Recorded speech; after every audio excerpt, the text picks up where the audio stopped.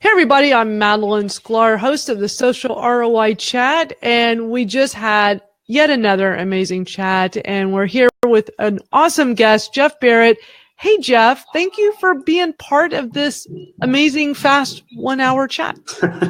Thanks for having me. Honestly, that was super quick, and I got behind like every other Twitter chat, but I think we got it to trend. We had some fun, and hopefully somebody got one piece of knowledge out of it that they can take away. I would say more than one piece of knowledge. You are sharing great insights. I really like it. And, you know, it's actually cool with the 280 character tweets now because you were sharing really valuable insights. And it was the kind of tweets where you would have had to have broken them up into like 4 or 5 tweets. And instead we got to read one tweet with your entire thought. And I thought that was really great. Yeah, kind of like a broken thread. Yeah, I pushed that 280 limit. If you gave me 560, I'd push that too. So I like having that ability to give a little bit more input. Be able to use bullet points. So that's awesome. Yes. Like I saw what Ian Gertler was doing like with it, and I started going, yeah, I'm gonna have to start bumping it up because I used to keep everything under like 100, and now I'm getting wordy. Yeah, well, you know, I was very against the whole 280 initially, but now that we all have it, I've been playing with it. I love doing bullet points. I like trying to get a complete thought out. But it's interesting that really at the end of the day, most of my tweets are 140 or less. So it's nice that we have it, but especially for this format.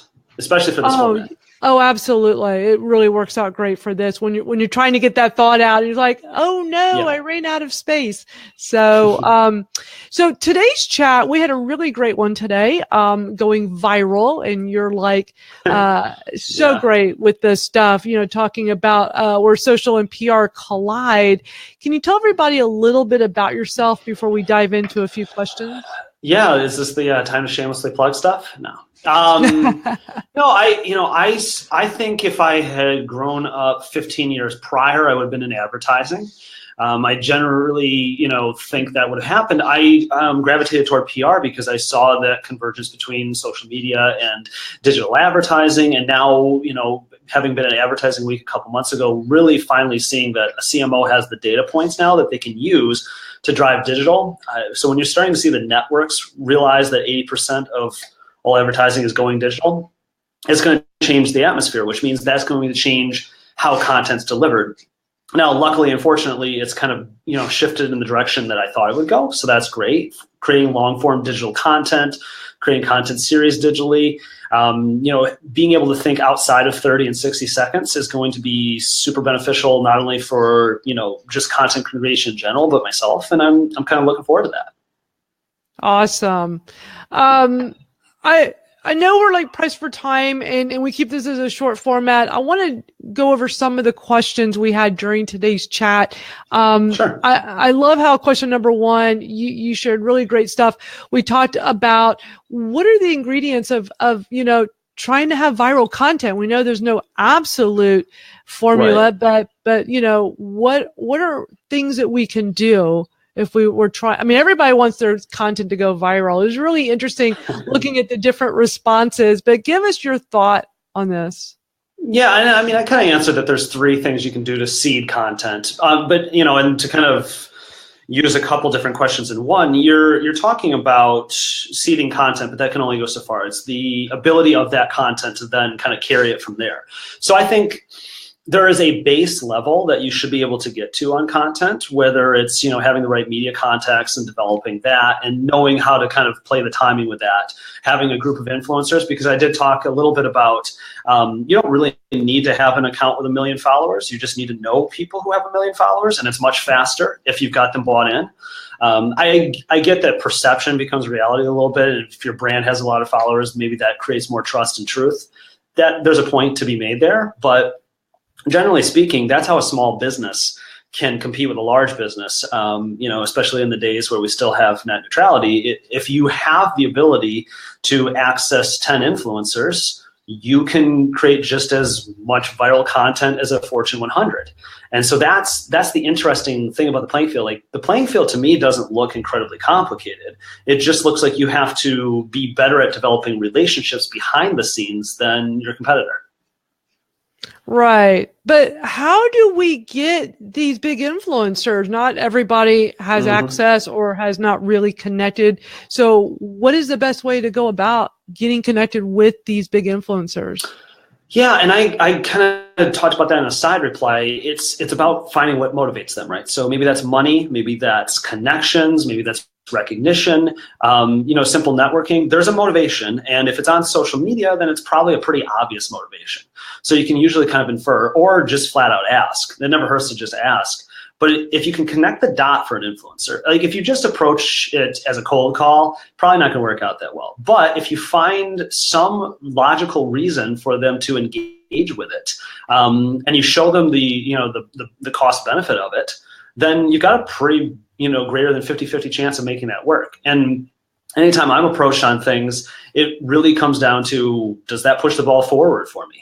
Or is it, or it might be, does that only require 10 seconds of my time? Because if it only requires 10 seconds of my time and it's neutral, I might still do it anyway. So it's a little bit timing. It's a little bit of, ease of access with them. And, one of the other thoughts I'd have is, if you can connect with one influencer, you can connect with a dozen, because most influencers all know each other, and you can kind of get into that network. So if you find one really motivated influencer, you can usually network out through there. And kind of that's my philosophy on everything. Find one really good connector to work with instead of trying to individually find 12 to 15.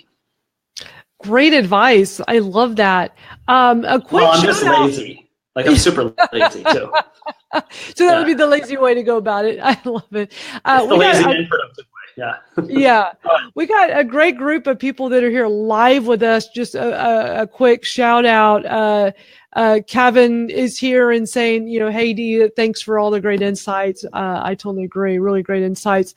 And we got Lucille, we got and Dorothy. Sue is tempted to call you the doctor of viral. I love that. That is awesome. It's beneficial and also sounds slightly gross. So there's that. Right. It's kind of cool.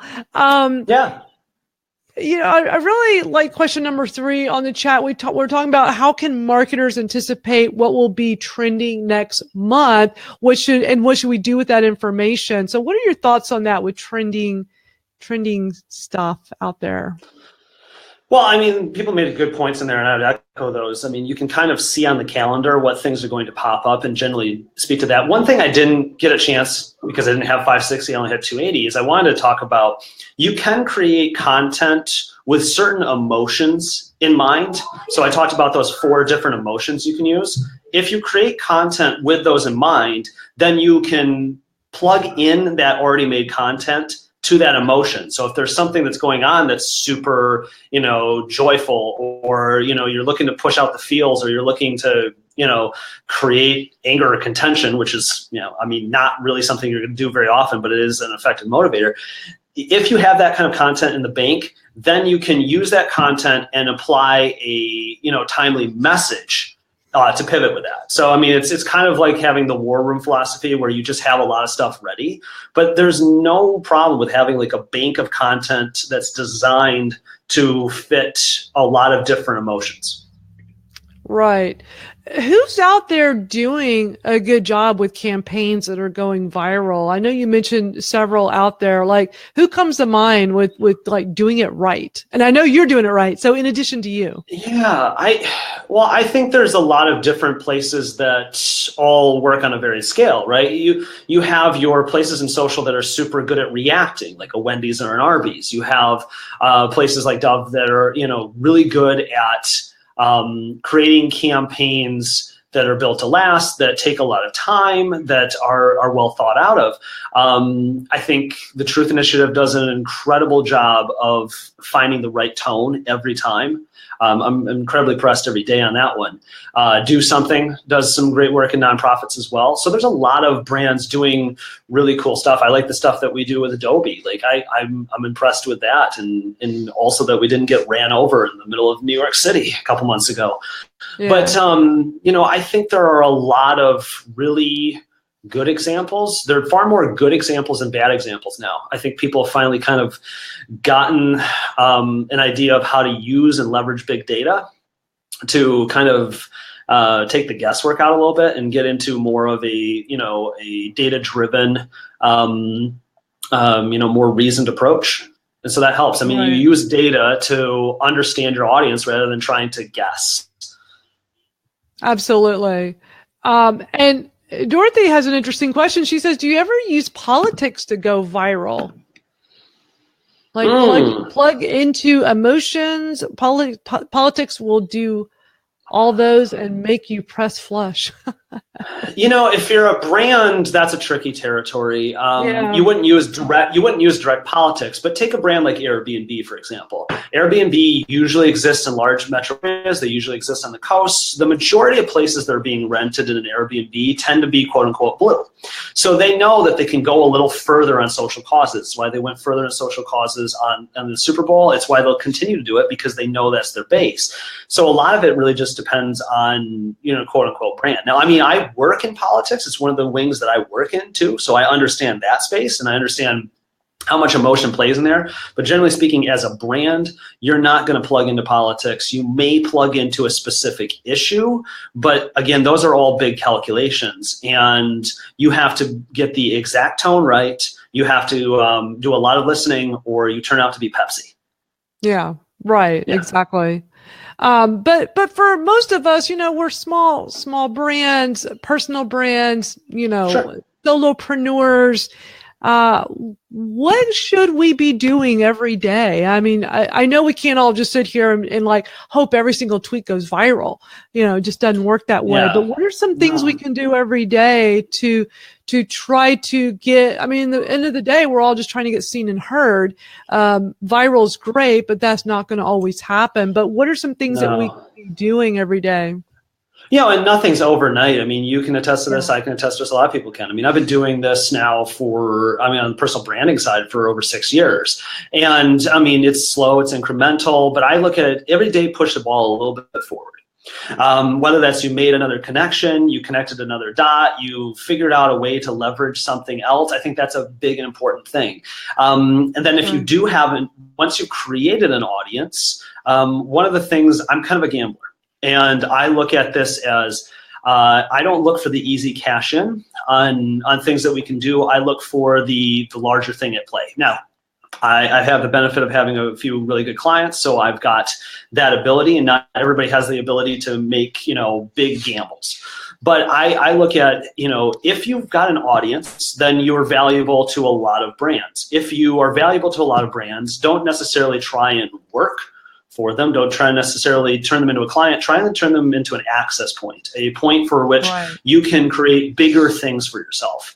It's kind of a strategy I've employed for the better part of 5 years, and it's paid off, and it will continue to pay off as ever long as I provide value in the space. So it's it's a constantly evolving thing. But my advice would be, if you do nothing else in one day, just push the ball forward, make a new contact, and see if you can, build that network out. And it's not the number of people; it's not necessarily the quality. It's just the inside connections of that network that can apply. Absolutely. It's so wise. I really think this is what everybody should be focusing on, pushing the ball forward, doing a little bit every day, incremental steps. And we'll go ahead and wind this down, but I see that is asking a question. You mentioned during Adobe to do A/B test.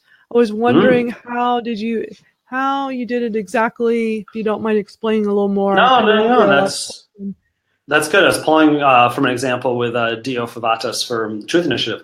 So what he does is he will create 2 pieces of content. He'll have an A/B test. He'll have people view one. He'll have people view others. There was one he was showing me. There was a military one, and I forgot the other play that they were making. But they clearly found that the other one, not the military one, I think was performing about 36% better.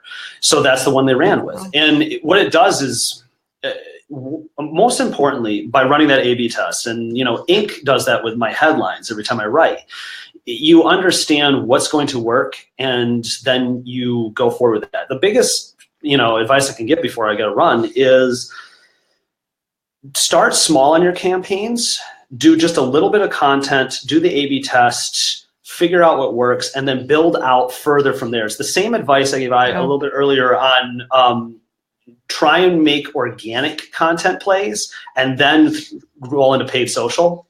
Trying to drive by.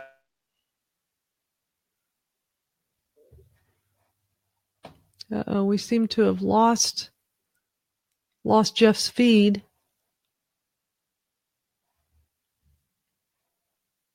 I think we lost him. Well, he is sharing some really great tips, guys. Take this stuff, do this, increments, incremental steps, push the ball forward. I think the biggest takeaway is push the ball forward. So thank you guys so much for another great chat.